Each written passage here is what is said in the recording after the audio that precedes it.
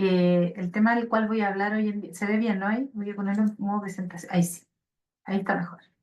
La investigación que quiero reportar hoy día, en el fondo, comprende dos estudios que tienen que ver con este tema de las clínicas de lectura, que probablemente es un tema menos conocido en el entorno chileno y tal vez incluso en nuestro entorno de las carreras de educación.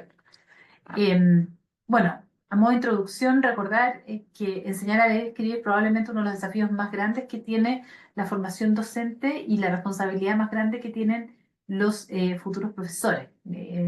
La puerta que se abre para los aprendizajes de los niños y niñas en el sistema escolar. Sin que esos procesos se enseñen adecuadamente, los niños siempre van a arrastrar algún tipo de rezago que les impide aprender en las otras asignaturas. Por lo tanto, cobra como una relevancia muy, muy importante. Y sabemos que tanto en Chile como en otros países del mundo hay bastante desconocimiento respecto a las metodologías para la enseñanza de la lectura y la escritura y a veces incluso poco énfasis en cómo se incorporan estos en la formación inicial docente.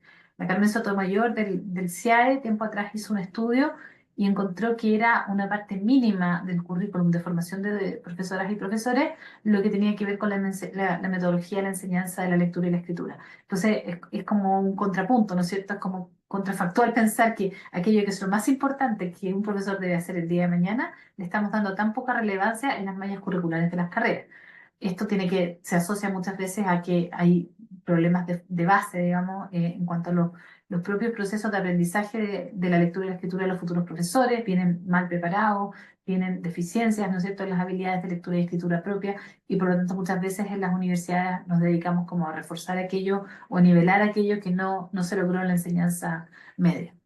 Y el problema principal aquí es cómo podemos preparar a los futuros profesores para que tengan sólidos conocimientos teóricos, o sea, que entiendan bien qué es el proceso de lectura y escritura, cómo se desarrolla, por qué es importante el monitoreo, etcétera, una serie de aspectos.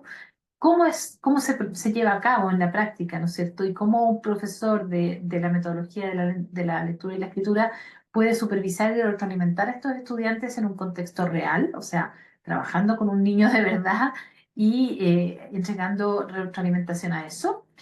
Y por otro lado, sabemos también, y es lo problemático, ¿no es cierto?, que las clínicas de lectura existen en las universidades, por lo menos en el contexto anglosajón, desde hace más de 100 años.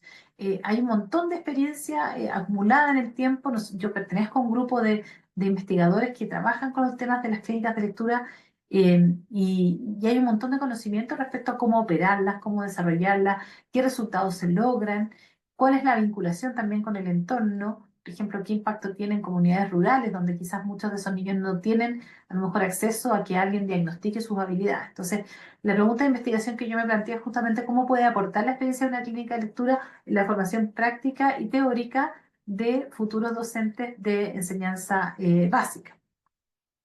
Los objetivos, digamos, el objetivo general de este estudio fue asegurar, por una parte, que los docentes tuvieran los conocimientos teóricos y prácticos para enseñar a leer y escribir, también incluyendo lo que tiene que ver con aspectos propios del aprendizaje en general y de la evaluación y el diagnóstico de habilidades lectoras específicas.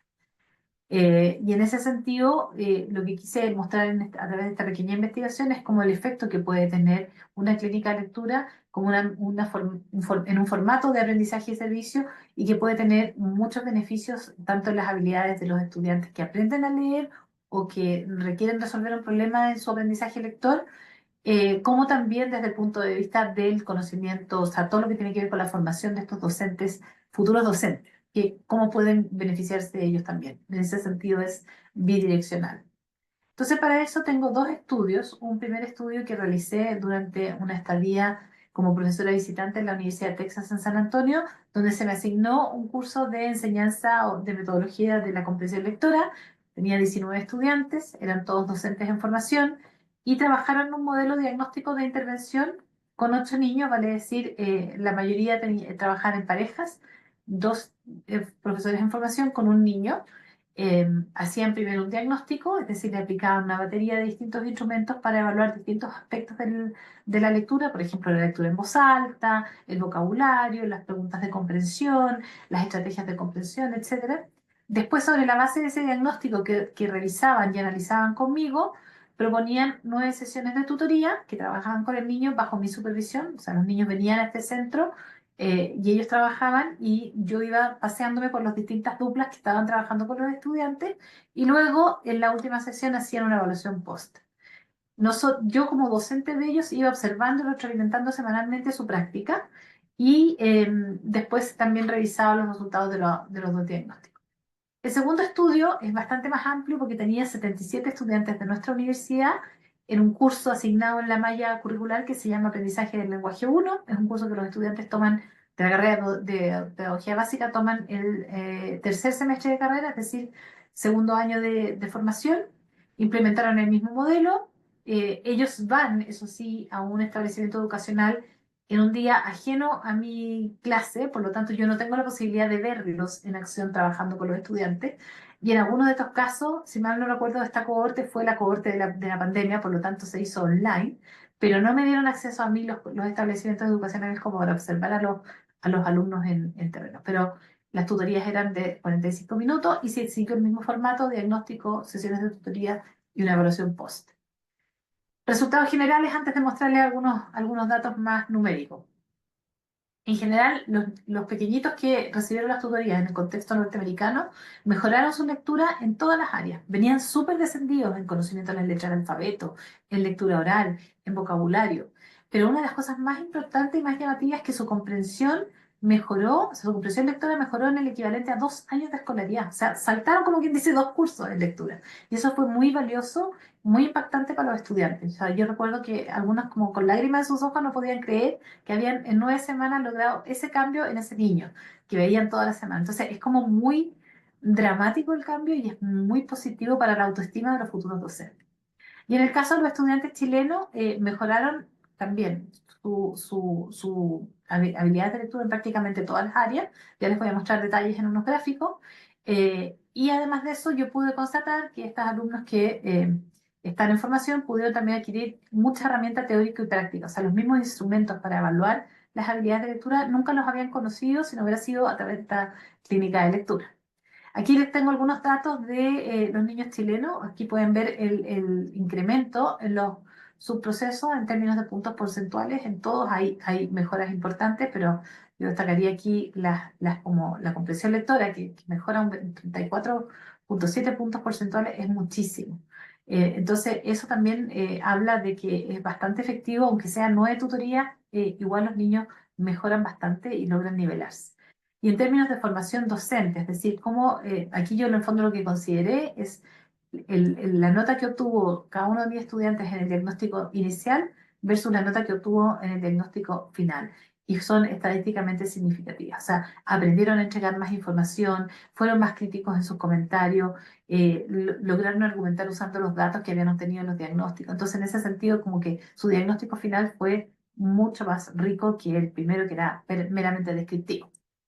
Entonces, en términos de conclusiones, hay muchos beneficios en la experiencia de hacer un diagnóstico, de analizar los datos, de implementar un programa de apoyo y lectura para los estudiantes. Son mejoras que podemos ver desde el punto de vista del estudiante y que son efectivamente cuantificables y por lo tanto también se puede hacer el análisis, digamos, de nivel de significatividad. Pero también hay todo un tema de autoestima y de autoeficacia que los mismos estudiantes declararon después de haber pasado por esta experiencia. Y por otro lado, el apoyo a la familia. En el caso norteamericano, nosotros hicimos un día de celebración el último día. Los alumnos, los futuros docentes trajeron cosas para compartir con la familia, sacamos fotos. Cada niño se presentó adelante y contó cómo había sido su experiencia y cada tutor también contó la ganancia que había sido para ellos y fue muy, muy emocionante en ese sentido. Entonces creo que hubo también esa ganancia de vinculación con la comunidad.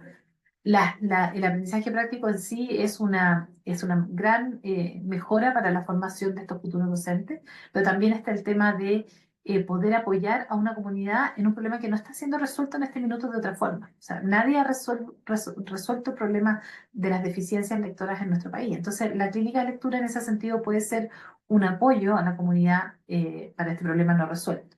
Quiero agregar también en ese sentido que nosotros hemos formalizado esto en la universidad, nos adjudicamos un fondo interno para evaluar la factibilidad de tener una clínica de lectura, en este caso lo llamamos solidaria porque la queremos tener con dos sedes, una sede en nuestra universidad, que está obviamente en un contexto bastante más afluente en términos socioeconómicos, pero replicarla con lo que podamos conseguir de donaciones o de ganancias con esta atención en San Bernardo, donde está la clínica de la universidad, la clínica de salud, y ahí poder atender gratuitamente a los niños de ese contexto. Eso, muchas gracias.